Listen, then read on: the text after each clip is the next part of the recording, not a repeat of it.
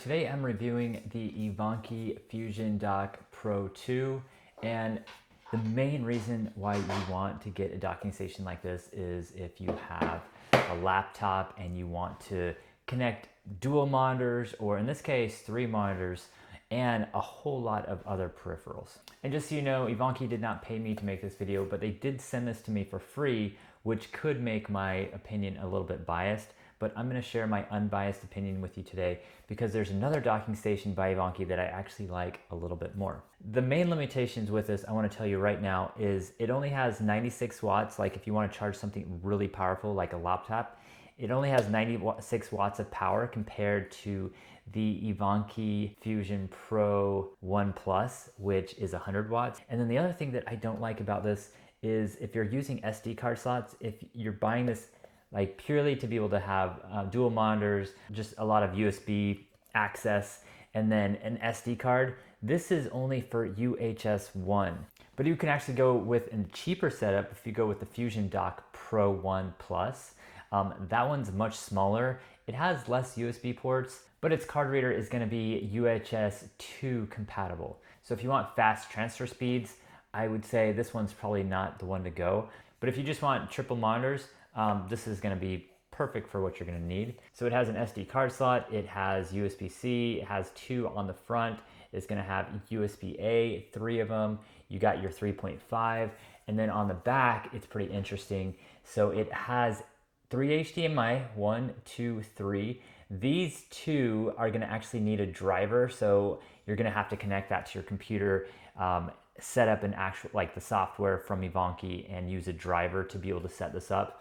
And the thing is, you can also connect display port. So it has a display port here and here, which is going to be really useful for people who are just going to be using display port only. Back on here, we got another USB-A, USB-A, USB-A, and then it has a 20 watt USB-C. This is going to connect to your actual computer via USB-C. And then it has Ethernet, 2.5 gigabits per second. And then you just have your DCN port here. So a ton is packed in here. This is a relatively affordable FusionDock, much cheaper than the FusionDock Pro Max that I have here. I think that's what it's called, FusionDock Max 1. Now, why would you go with the FusionDock Pro 2 over the FusionDock Max 1? So in my opinion, I would go with this one if you're mostly doing like USB-C stuff and if you're using a MacBook Pro. The problem with this, the thing that I don't like about this, is it comes with this connector like this, and this thing is only going to connect if you have a MacBook Pro. What other laptop is going to connect to this? I can't even plug this into my Mac Mini because of where these would go in.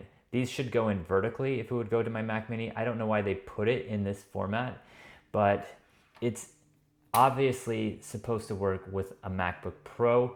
If you have something else, it's not going to work with it as well. But you can still use this, you just can't use it to its max capabilities. Now, another reason you would want to go with the FusionDock Max 1 is just because this is going to support 4 6K monitors. I haven't actually tested it. And then also you're going to get UHS 2 support if you're using like the SD card reader, and that's not going to be the case with the FusionDock Pro 2.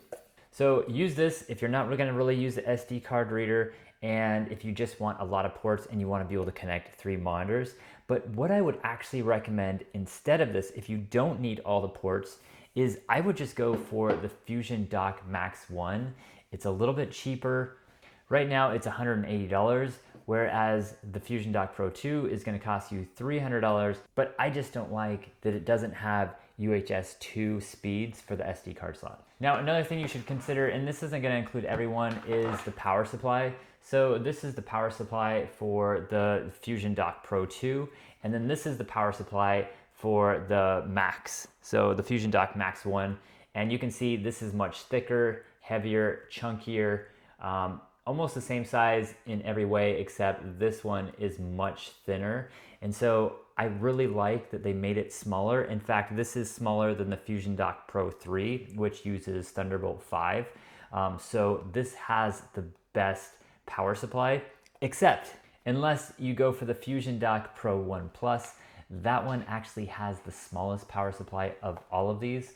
And that's the one I kind of recommend for most people. It's only $180. Has a ton of ports in it. And again, if you're mostly using Apple devices and you want to connect to a 5K monitor, I really would connect your monitors using your MacBook or your Mac Mini or whatever, and then just use the FusionDock for all your additional accessories. You can definitely use these to connect multiple devices, but this is going to be all HDMI or DisplayPort.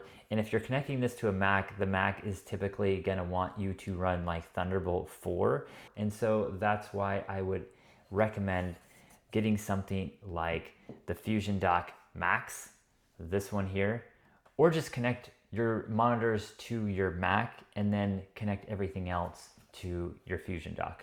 So is this for everyone? I think it's great. I think it's going to be perfect for people that just need a lot of ports and they want something inexpensive that's going to provide that. And then let's say they want an extra TV or an additional monitor on the side. This is going to be fine because it supports up to 3 monitors.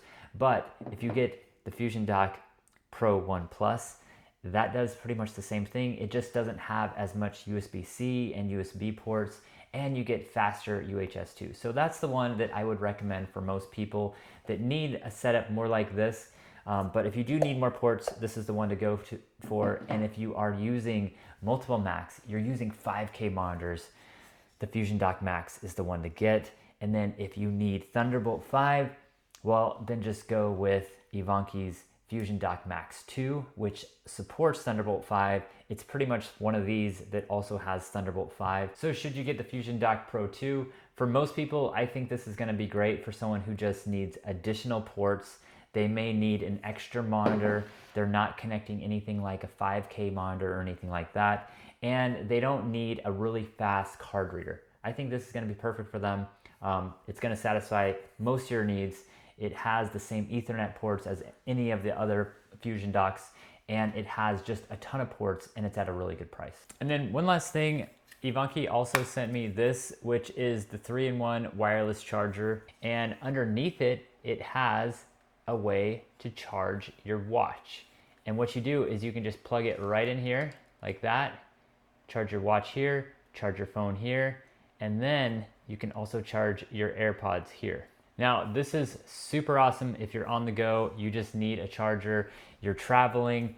I have a charger like this, it's just much more bulky, and the fact that you can just use it really simply like this, take this USB-C Apple Watch charger and throw it in magnetically underneath, I think is really cool. And then the fact that it packs up so small, I think is probably the coolest charger I've ever used. So I hope this was helpful. If you're interested in any of these, I will put links in the description below, and I hope you have a great day. Thanks.